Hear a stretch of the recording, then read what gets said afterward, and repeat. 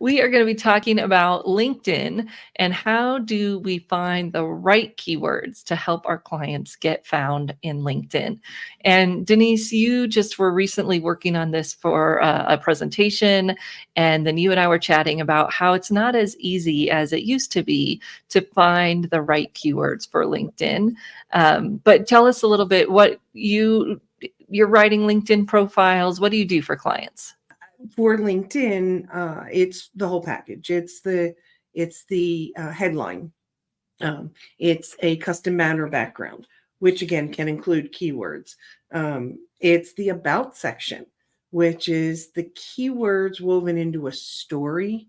You've heard me say this before. I like to say your resume is your what, your LinkedIn is your what and your who.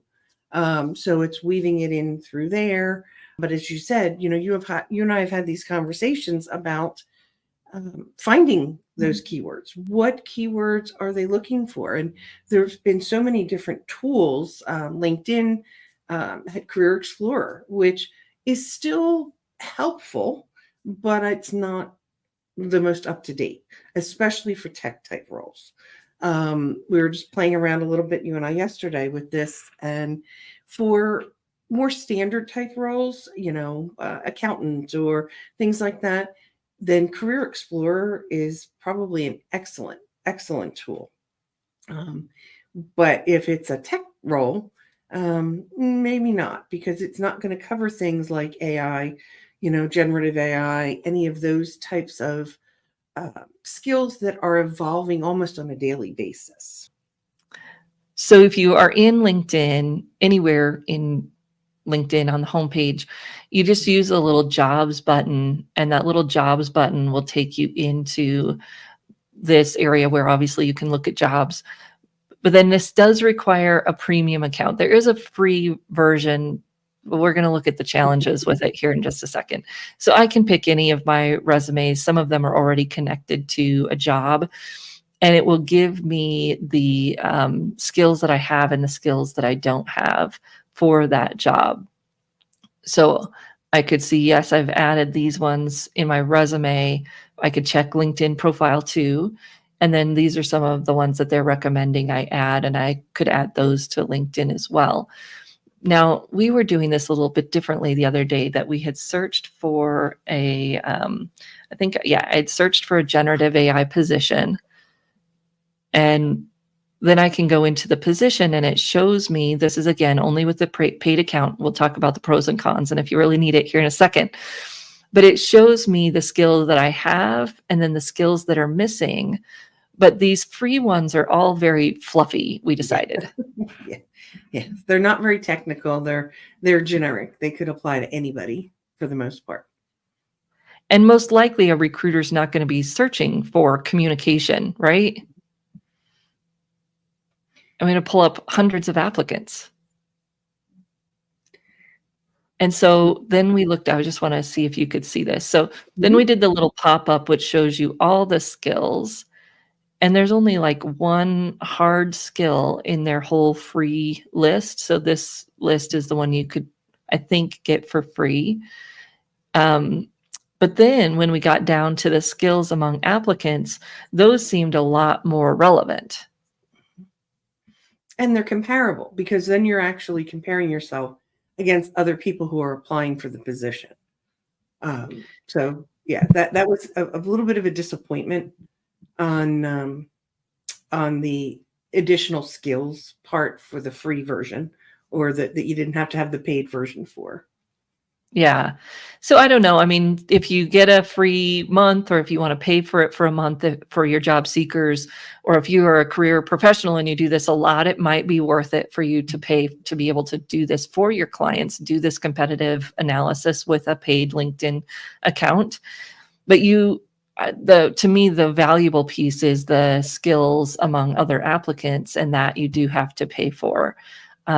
So I'm not usually a huge fan of advocating for paying for LinkedIn, but I do like this piece of it for the more up-to-date competitive skills than what you can get in a lot of their free stuff. Do you use this at all when you're helping clients? I use it all the time. I use it as part of a number of different things I do. I have certain prompts that I'll go out and I'll, which I think we're going to talk about. But yes, I do use this, and I use Career Explorer, and I use all the different pieces. But just to quickly get back to the paid versus not paid, is if you are a career service provider and you do have the premium version, the paid premium version, you normally have the opportunity to gift 2 free months to someone. And I think I want to say I get like 10 a quarter or something.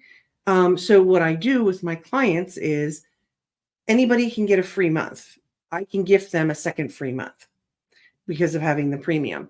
That is something that is, it works well for me, and it's a differentiator for me versus some other career service providers.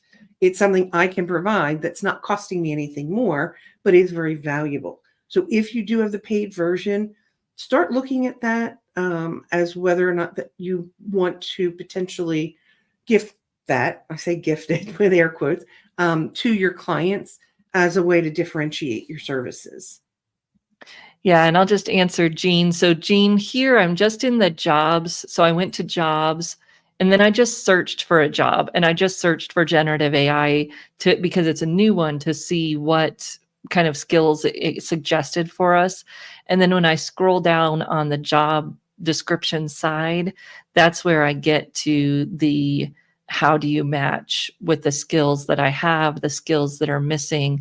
And then if I click on this show all skills, it will show me all the skills that LinkedIn suggests, which are very fluffy, and then the skills among other applicants. And this is where you start to see like artificial intelligence come in as a suggested skill.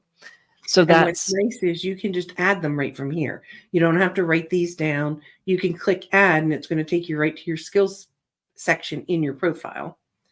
Whoop, whoop. So I clicked on artificial intelligence, and it lets me add that. Where do I want to add it? So it lets me do that, and I can add it right to my profile from there. I should add that one. So we'll do that. Okay. So that's the LinkedIn features, the free one with the Explorer, and then this paid one with the premium. And again, you do get some visibility to the skills for free, but not much. You do get some visibility when you go through the resume feature, clicking on jobs again at the top, and then clicking on the resume feature. You do get some insights for free if you upload a resume. And when you upload a resume, it asks you to connect it to the job title. I already did that. So you're just seeing how it connects to the job title. So you get some of that for free, not as much as you're seeing here, but you don't get the skills of other applicants for free. So that might just be something you think about and test out and see if it's worth the LinkedIn cost, if that's what you want to do. So Denise, the other way that we can get these keywords, of course, is from job descriptions. What do you do to help people get all of those job descriptions together? So one of the main prompts that I use is one that creates a chart. It's what's great about it is I can put in as many job postings as I want. I can go in and I can say, compare these 6 job descriptions. And now I want you to create a chart. I like the visual of a chart. And it allows you to then have it pick the top 15 skills. So instead of just taking one job posting for software engineer, I can take 5 or 6 different job postings, because every job posting is going to be slightly different. And this will allow me to then create a chart that compares and does the top 15 skills on each of them. And then it will actually mark in the chart, yes, this job posting has this one has this one. I can then say, okay, now take my resume and identify if any skills are the skills that are there or if they're missing. I can then quantify and say, okay, this skill was on 6 of the 6. This one was on 3. I can sort it and say, okay, these are the top 10 based on how many job postings it shows in. I can then even take it a step further to say, okay, now help me weave those skills into the resume. So I see you have the sandbox up there. This is a prompt. I don't know if it's in the prompt library yet, because I actually just took it a step further. With now it has 5 steps in the prompt. So we'll be adding that to the sandbox as well. So this is an AI tool that she's using. She's using ChatGPT, I think is the best at this. Gemini screws up the charts.